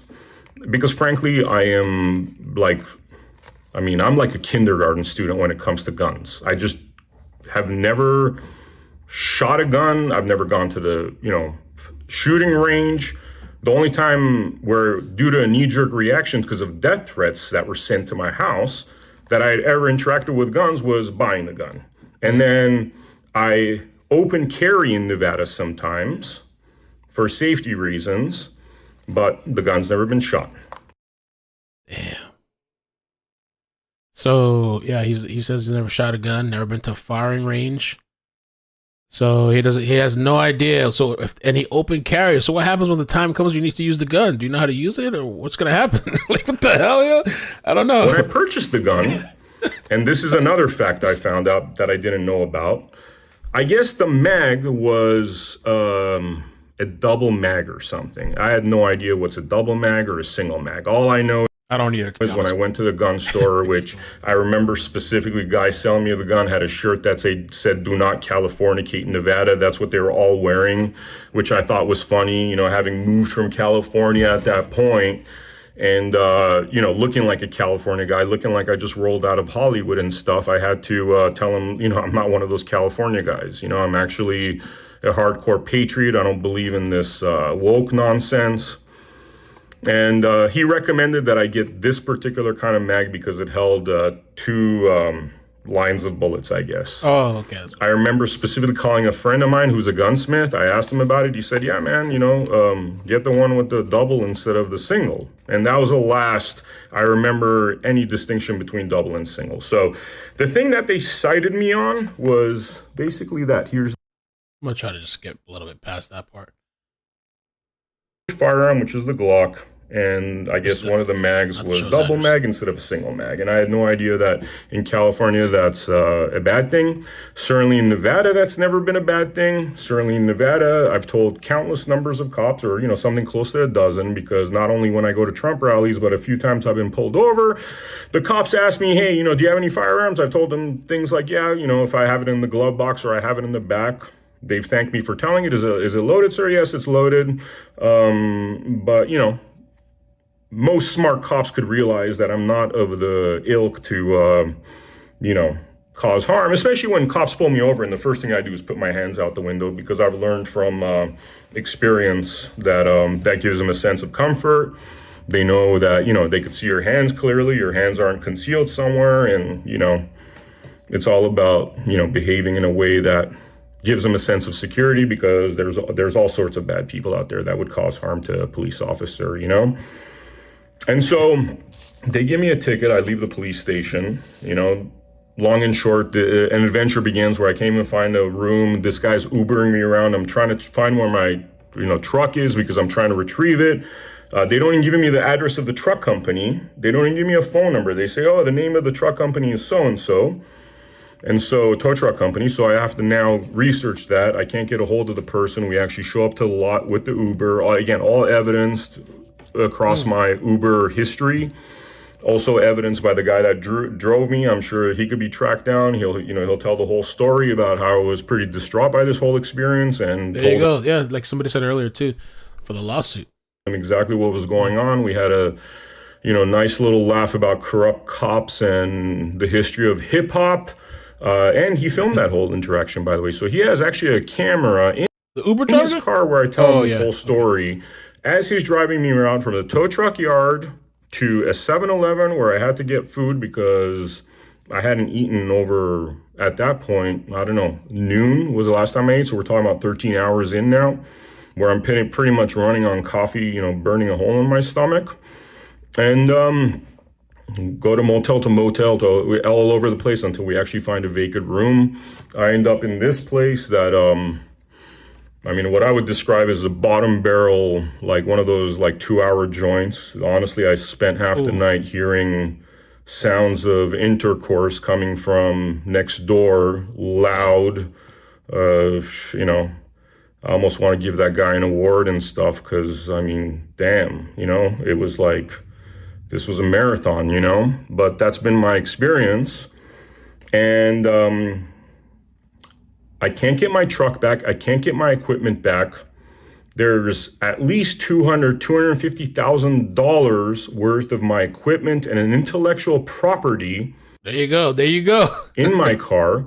I can't get my medication back, which, you know, I can't say I'm feeling great right now because every day I take supplements to, you know, help my health and stuff, and I haven't had access to that. They refuse to give it to me. They're unlawfully holding all my equipment because, fine, you know, you impounded the truck, and by the way, I can't even approach getting my truck back till Tuesday because we're in a long weekend. Hence, I'm stuck in this area until Tuesday, although I must say I am seriously considering grabbing an Uber and getting the hell out of here because I don't feel safe with the kind of things that these guys have said.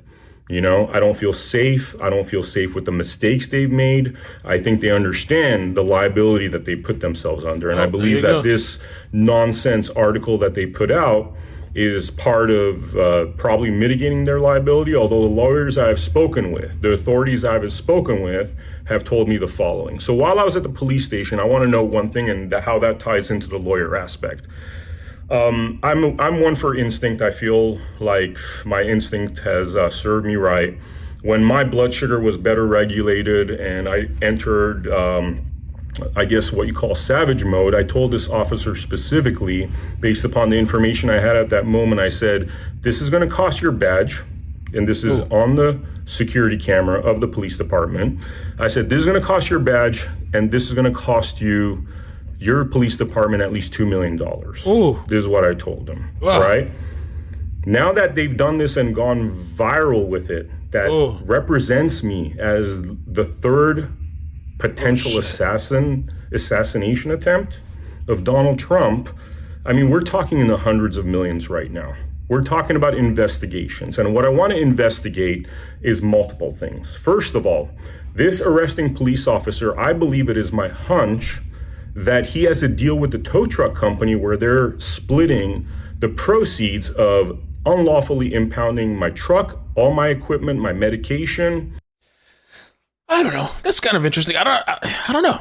I know that like certain businesses, certain companies hire companies or they work out these. I do believe that. I don't know about the cops, but you know, my complex has something too with these tow truck people. I guess. I don't know how they work it out. I think they have to pay something. I don't know how it works out. I'm sure the tow truck people make money. But I've heard of things like that before in the past. But I don't know. The cops with a tow truck thing. So he says, I guess he still can't get access to his car? My clothing. So I believe there's a little payola there. What makes me think that way? Well, again, if you research my history, once you've done, 800 something interviews, produced something like $200 million worth of content, interacted with so many individuals in the know of what's happening on the streets, what happens with corrupt cops, this is a regular thing. I believe this guy had a payola thing going on, and that $3,000, $4,000 that this nightmare is going to cost me this proceeds of that are going to be split, I believe, when they investigate what's going on. Really? I don't know, man. Because at first it was because one of his, I think, co-hosts or somebody on Twitter had said that they believe he was targeted because he was covering the story. I mean, I think it was like years ago, exposing some story or something. And that's why. But then I think now they're saying he believes it's because of this cop is like anti-MAGA. And so, I don't know, maybe they wanted to make an example out of him or something.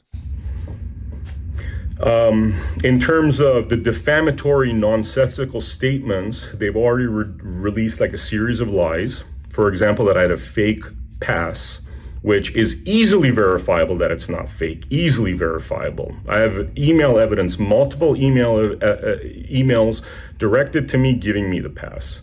They said something like I had a fake press pass. I never walked in there with a press pass. Their footage will reveal. I told them I am a member of the press, and I started talking about that once I started feeling nervous about the intentions of what was going on, to let them know that, I have some teeth, guys. I have some teeth. So if you think like I'm some schmo that you're gonna knock over and just walk all over, you have it really, really wrong.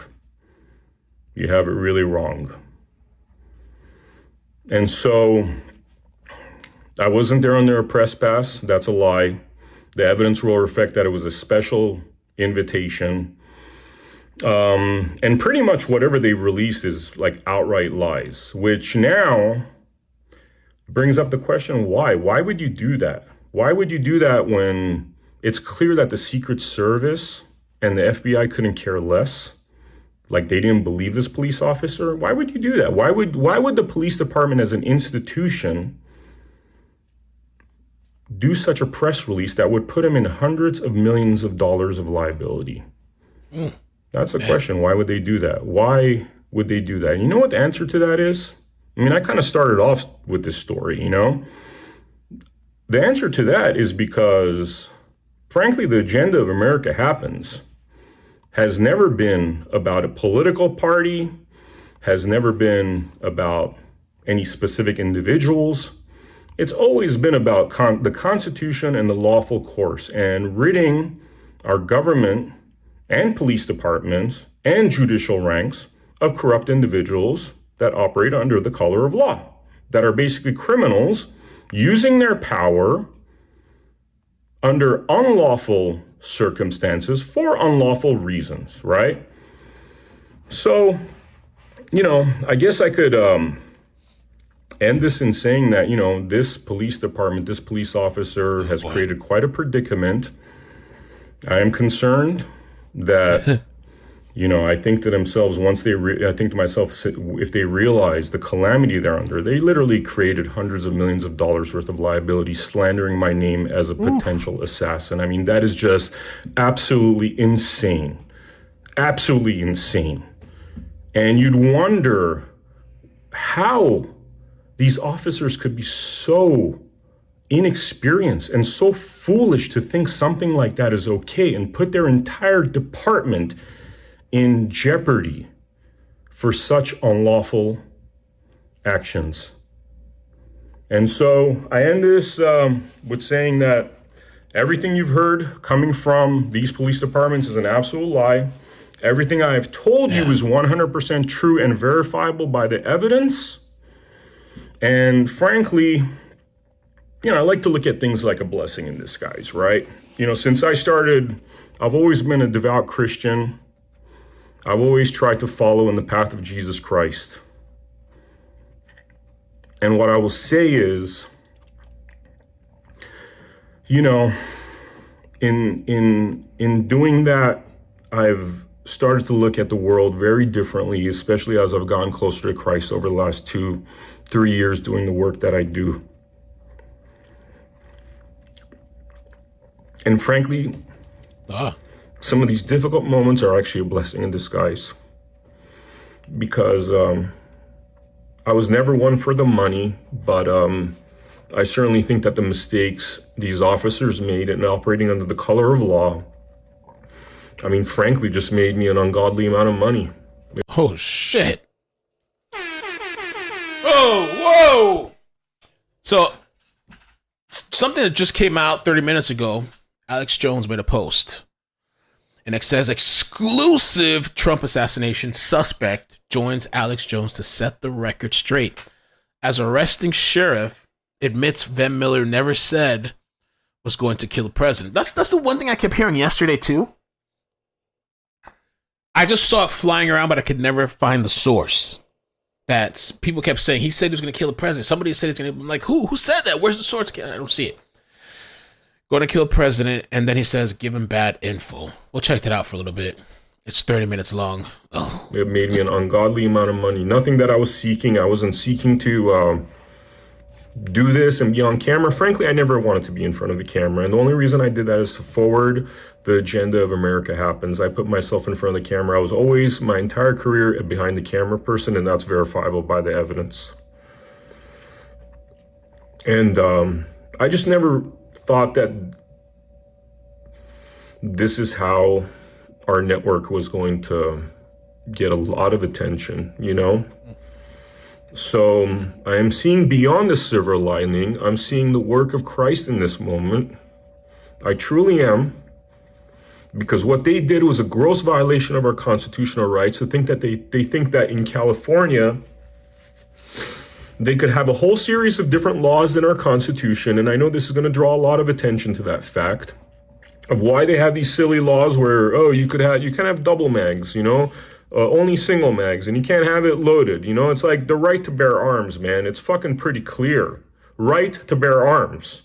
Okay? Not right to bear arms if, but that's what they've done in California. This is going to bring a lot of attention to this problem. It's going to bring a lot of attention to this lawsuit, and it's going to bring a lot of attention to corrupt officials operating under the color of law.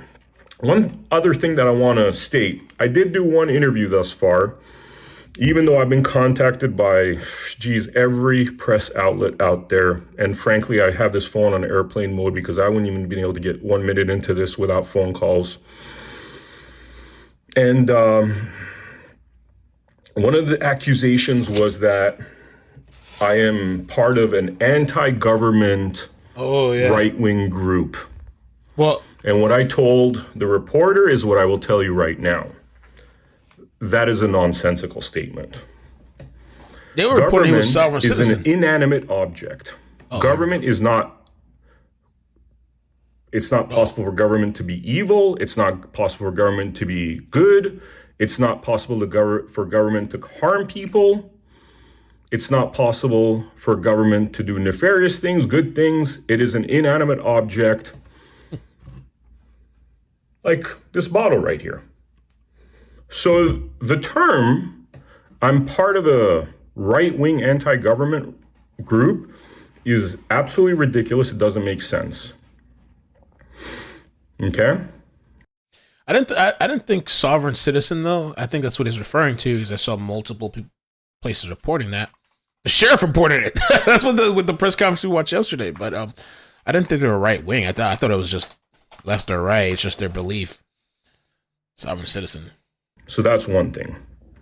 The other statements that I've made is that I'm a sovereign citizen. There we go. And again, these are the statements of people that are simply not educated and not smart enough to understand what they're saying. Because if you search the root words and the lineage of words like sovereign, which I believe dates back to, sovereign and citizen date back, potentially a few thousand years.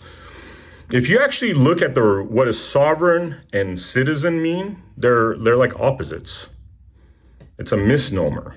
It's something put out there by obviously individuals that want to, it's like how they used to call people conspiracy theorists, which now we've realized it's actually conspiracy truthers, Seems like conspiracy theorists have been right about a whole bunch of things. So if you look at the root word of sovereign and citizen, they're opposites. So it's a ridiculous statement. So they've accused me of two things that are not possible. They're not even possible, okay? I am not anti-government. And as I said, government's an inanimate object, not capable of feelings, damage, evil, good, none of it. And if you look at the root words of sovereign citizen, you're talking about opposites. So those two words together make zero sense. So that's my statements about that. I'm posting this on the America Happens Network. That's my story, and I'm sticking to it. Hold on, I saw somebody. Cheryl said, "What does it say in the Bible about suing?" Might want to check that out. Oh, I didn't even know there was anything in the Bible about suing, but I was thinking, I don't know, what would Jesus do or say? Let's check out a little bit this new interview that dropped. Man, this whole thing has turned to a mess. I'm seeing the awakening, but I'm also seeing the issue with the, echo chamber. I'm from Hollywood. I grew up in Hollywood. I have a lot of colleagues that I wish would open their eyes. It's almost like they're trapped within this homogenous system. They're too scared to speak out. Fear is a big thing, and if I could credit you and also President Trump, it's because of people like you that people like me have had the courage, watching President Trump, watching the work that you do, to actually come out of the closet, so to speak, and really fight for the real thing. And, I left a very healthy six-figure salary in Hollywood. There was a lot of sacrifice in that. And I got to tell you, I've never felt better. Because I'm actually feeling like I'm actually following in the footsteps of Jesus Christ, which is my primary goal.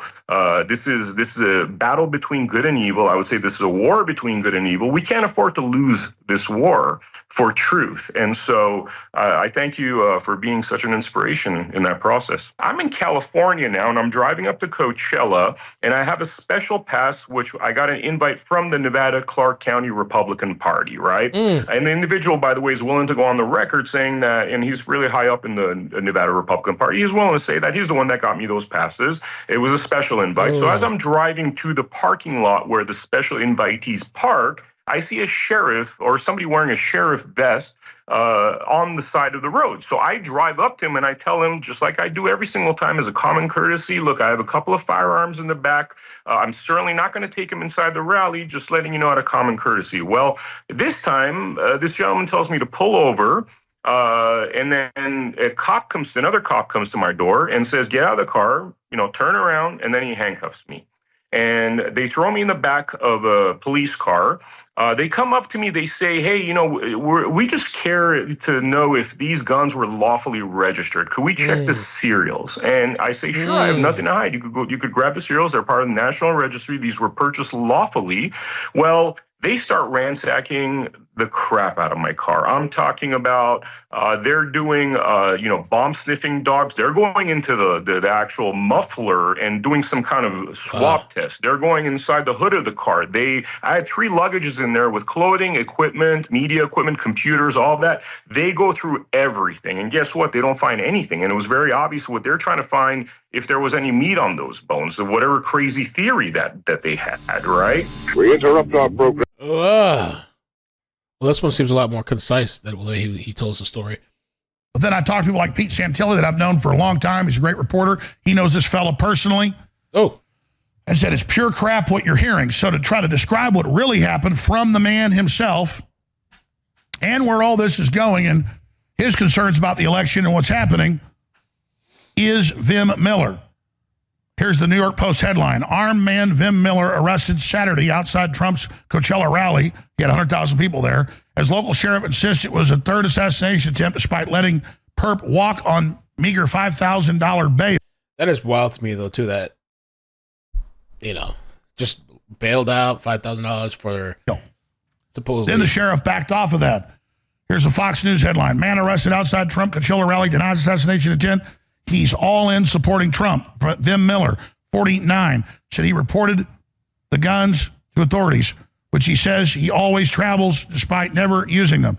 At a checkpoint to get into Trump's Coachella rally on Saturday evening, and argued that documents Riverside County Sheriff Chad Bianco said were fake are legit. Okay. So joining us is Vem Miller. Vem, thanks for coming on. Thank you so much, Alex, for having me on your show. I'm a great fan and really love being on your show. Thank you. It's good to have you. So people that I've known for a long time and trust, they say you're a great guy. They've known you for many years. Tell us a little bit about yourself and then tell us what really happened Saturday night in Coachella. So my background is I'm actually from Hollywood. So we saw his whole longer version of the story. Let the police officers know as a courtesy that, hey, I got guns in the back of my truck, just letting you know in case you see somebody breaking in there or anything like that, just letting you know as a common courtesy what's going on. And every single time they thank me. A lot of the members of the Republican Party are gun-carrying members, including Michael McDonald, who is a former police officer.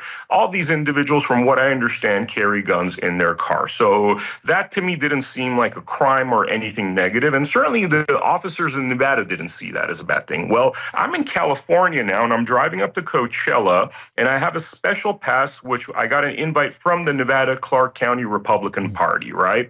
And the individual, by the way, is willing to go on the record saying that, and he's really high up in the Nevada Republican Party, he's willing to say that he's the one that got me those passes. It was a special invite. So as I'm driving to the parking lot where the special invitees park, I see a sheriff or somebody wearing a sheriff vest on the side of the road. So I drive up to him and I tell him, just like I do every single time as a common courtesy, look, I have a couple of firearms in the back. I'm certainly not going to take him inside the rally, just letting you know out of common courtesy. Well, this time, this gentleman tells me to pull over. And then another cop comes to my door and says, get out of the car, turn around, and then he handcuffs me. And they throw me in the back of a police car. They come up to me, they say, hey, we just care to know if these guns were lawfully registered. Could we check the serials? And I say, sure, I have nothing to hide. You could grab the serials. They're part of the National Registry. These were purchased lawfully.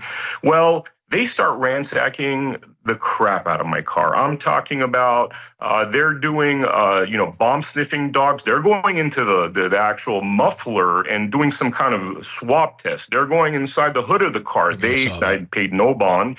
There was no criminal charges, nothing like that. What happens at this point is they start realizing that the arresting officer is liaising with the Secret Service and feds, right? And he keeps telling me that they're going to ask you some questions. They want to interrogate you, all this stuff, right? So as we're leaving the location now we're 3.5 hours into it, he takes me by the RV where the federal officers are and the Secret Service are. And I see this man getting out of the car, the arresting officer. He walks up to these Secret Service and FBI members. I think there was about... So what do they think?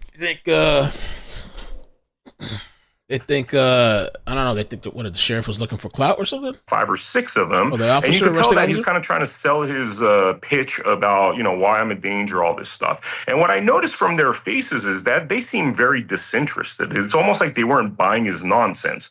And then he comes back to the car after 25 minutes of talking to these guys, and he says, well, they're going to interrogate you in the police department, right? So he takes me to the police department. And by the way, during this whole time, I've been asking for my one phone call, which he has refused. I never got my one phone call, never happened. And I kept asking him. This is actually reflected in the body cameras and it's reflected in the security cameras as well. And so he takes me to a police station. About an hour later or so, the Secret Service and the FBI arrive. They go into a room with this gentleman. They have a private conversation. 25 minutes later, they come out, and the Secret Service FBI officer says, hey, do you mind if you answer some questions? I tell him, listen, I would love to answer some questions, but I need to have my one phone call. And why don't we do this? Let me call my lawyer. Let me tell him this story. And it's a painful and traumatic story to tell because of the events of that day and what they put me through unnecessarily. And so I say, while I'm making this phone call and explaining to my lawyer, you guys are welcome to overhear the entire conversation and record it. I don't care. And then ask me any question you want. They say, thank you, sir. They leave the room again with the police officer. Then the police officer, the arresting officer, comes back and tells me that they don't even want to speak with me. They have no questions. And he tells me he's taking me to jail anyways. He takes me to jail. Damn. So, okay.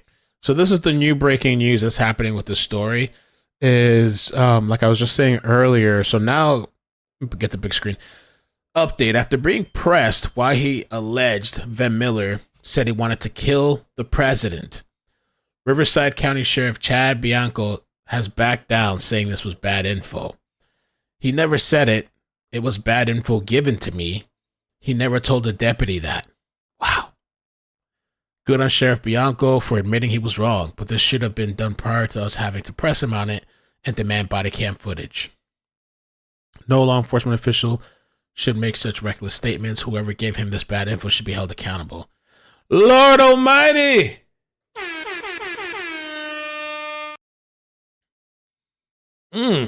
So he's still liable then, right? For a law, you could get hit with a lawsuit or the police station, I guess. Ooh. Cell. I never get my phone call. At the end of it, they literally hand me a ticket for what are unconstitutional regulations, in my opinion, because in Nevada, you're allowed to have a gun that has a loaded mag. In California, the loaded mag has to be separated from the gun. The second thing that they ticket me for is that I guess there's something called a double chamber. And again, I'm a beyond. Stay there. But it sounds to me like they knew you were coming, you were targeted, and then they wanted to just create fear or something. I mean, that's what this, I want to get your take. I haven't talked to you until we were live on there. I don't know your view. You're the guy that's happened to want to hear the rest of the story when we come back. But wow, sounds like California, doesn't it? We'll be right back with Vem Miller. Straight ahead. Stay with us. I'm Alex Jones. Follow me on X at Real Alex Jones. And be sure and check out the AlexJonesStore.com if you want to keep us on air. I need your help, folks. We'll be right back. Get into VIP area. Whoa. Why would the sheriff get up and say that? Why would they put that out? I'm not even saying the sheriff did it. Somebody lie to him? All right, so let's check it out. They got the clips on Twitter. Let's see. Hold on. I honestly, I will be honest with you. I don't remember saying that, but it certainly would be something I did say because it's something that in the last 12 hours we've talked about extensively of what happened. Thank God. And by an act of really what we did in the week leading up to keeping that place secure, I certainly wouldn't want to be saying after the fact that I wish we would have done something to prevent that shooting. And there is absolutely no way that any of us are going to truly know what was in his head. I can tell you that none of the other probably 50,000 people that showed up yesterday for that event brought multiple passports with different names and guns. And if there is any further statement about whether or not he belonged there, the statement of him saying that he was given credentials to be there by someone else, that's not up to me to decide. I mean, I honestly, an unregistered vehicle with fake license plate and loaded firearms. If you're asking me right now, I probably did have deputies that prevented the third assassination attempt. If we are that politically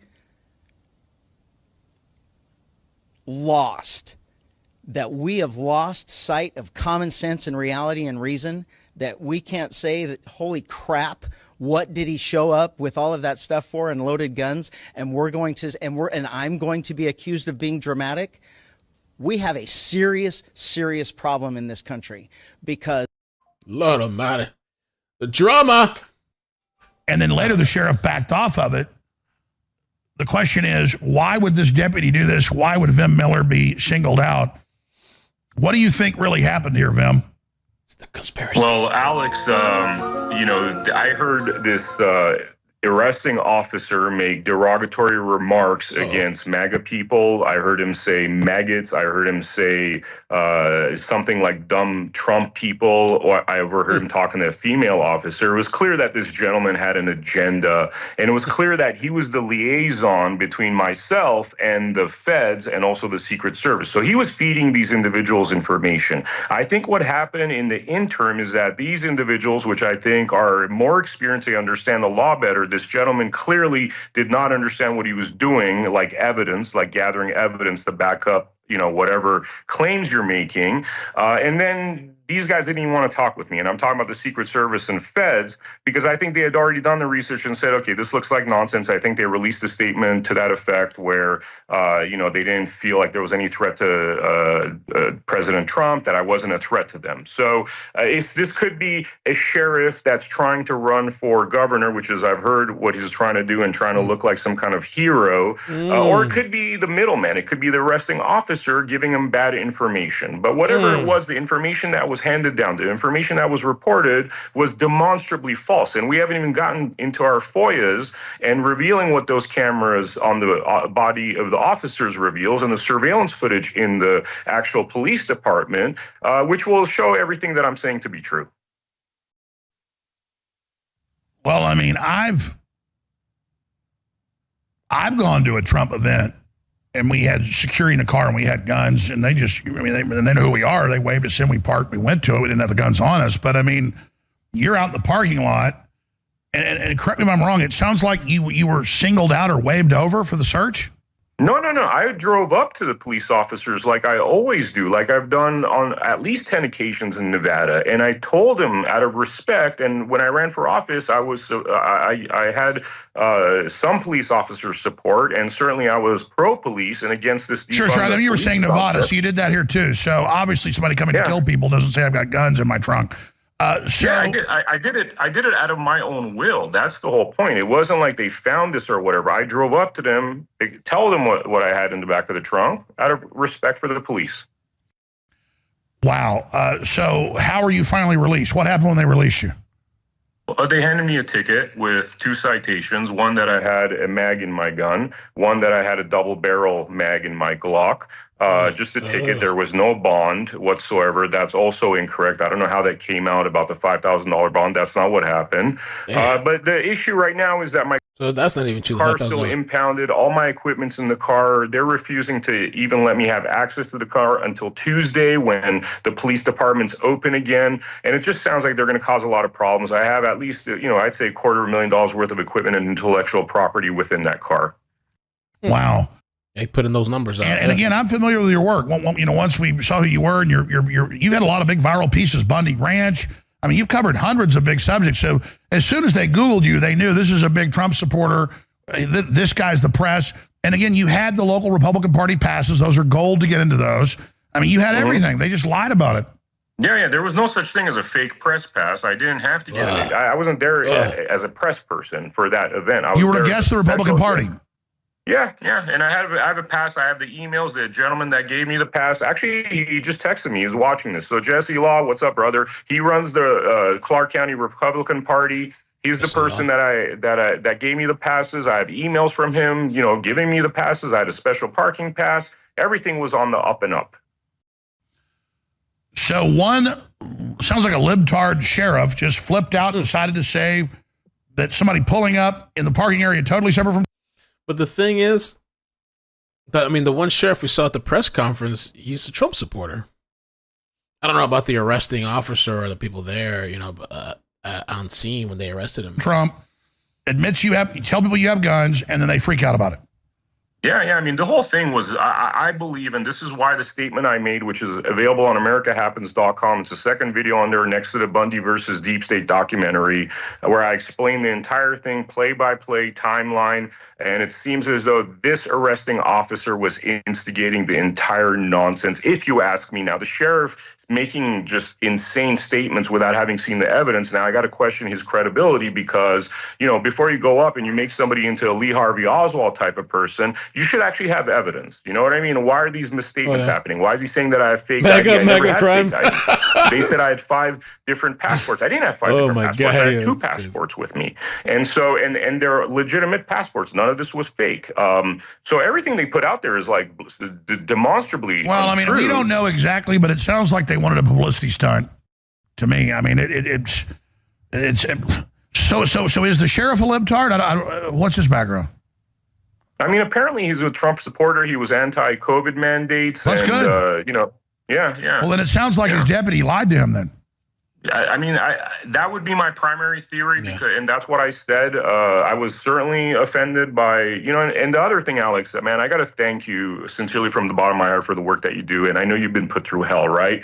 You're so important to the truth movement, right? Today, what happened is I got a call from Fox. They wanted an exclusive from me. And they said, they don't want me to go on any other shows until I get on Fox. And my PR agent said that, this would be a smart move for you to go on to Fox because, quote unquote, it's mainstream and Trump will be watching it, right? And so I didn't book any interviews, even though I've been getting 1,000 phone calls, right? Then I find out literally an hour and a half ago that they're too scared to have me on. They're saying that their legal department is scared to have me on. Well, I get sued too. Well, they have the sheriff on calling me a we just watched that in the beginning of the stream. Potential assassin, making me out to be a Lee Harvey Oswald. But I don't have a voice in that. I don't have a voice. They're cool with him. And he's blatantly breaking the law. That department's about to get sued in a very serious manner because they just Kyle Rittenhouse me and tried to destroy my reputation. God knows how much damage they've already made. This thing's like, the most viral thing out there. And so there's been a lot of damage. It's really not, but. And, we're going to have to sue them. And that's just going to be, part of what needs to happen. Well, yeah. There's an old saying, you can beat the rap, you can't beat the ride. And anybody that is in the fight for freedom long enough is going to get chewed up by the system. Well, we can run up a white flag and give up, or we can fight back. And that's why everybody in independent media that's become the dominant media needs to be supported because it takes money to win this war. The minds are ready for the truth. The soil is ready. The people are open, but folks have to understand that it is a war. And, I thought when I heard he was going to California that they would try a scare or something because the Democrats, again, use that for control. And I'm just glad that this didn't go horribly wrong. And I'm glad it got de-escalated. And I kind of bid on it at first because you see the New York Post, you see the sheriff. Oh, no, there's a guy with a gun trying to get in with fake documents to a VIP area. That sounds like an assassin, and none of it's true. None of it's true. None of it's true at all whatsoever. Yeah. I don't know what their intentions are. I know we just released this documentary called Bundy versus Deep State, which is paralleled with a lawsuit that's already filed with the courts. And what this documentary shows is how the federal government has been abusing the state, stealing our gold, stealing our lithium, silver. So politicians that are corrupt could enrich themselves, including gentlemen like Harry Reid, who has since passed away. But there's a lot of Harry Reid acolytes in Nevada right now that are using this same sort of fraud fraud to basically steal from we the people. It's all about state rights versus federal government and overreaching federal government. And it actually provides a very lawful, peaceful course to exposing this and having it dealt with in the courts and returning power to the people, to the states, right? This documentary probably was very offensive because during the making of this documentary, Mike Little, we believe, was poisoned and murdered after he went viral due to an NPR hit.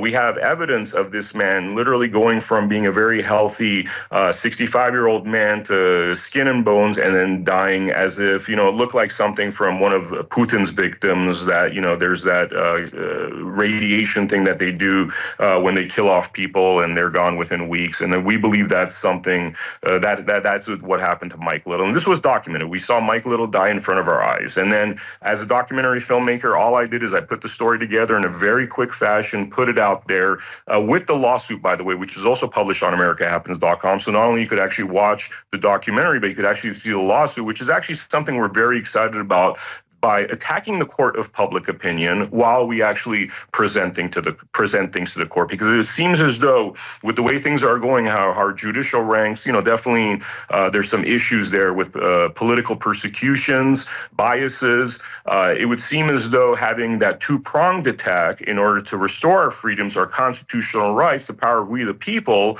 would be a prudent approach, and that is exactly how we're approaching things moving forward. Well, I want to get an update from Vem Miller. And, of course, his website's on screen, AmericaHappens.com. You definitely want to check that out. But I kind of cut you off earlier because I thought we had limited time. I'm glad you had a little bit more time talking about some of the prolific stuff you've done. I've actually seen a lot of your work. All right, well, there it is. So he's saying he's going to sue. I guess we'll see what happens. We'll see the outcome, and I guess this is an opportunity for him, I guess. People to check out his website, maybe get a little more traffic, maybe. I don't know.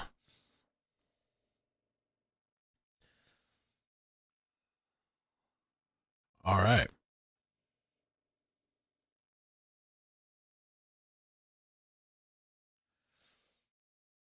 Yeah, I saw that. He ran for office. Yeah. He might have savage. Maybe the sheriff thought like he wanted to, I don't know, the publicity of like, all right, we stopped an assassination attempt. It was because of us and our, police work and all this stuff, even though the guy drove up and said, hey, I have guns. I don't know I wonder if that's a thing. People, when they go to the rally, so they just keep their guns in their trunk and stuff. No, Alex Jones was saying that. I wouldn't really think to bring guns to that stuff since all the stuff that's been going on, but I don't know if that's an accepted thing. You leave it in your car. Crazy. But all right, guys, I'm out for now. We'll see what else today brings. I'm going to go chill for a little bit.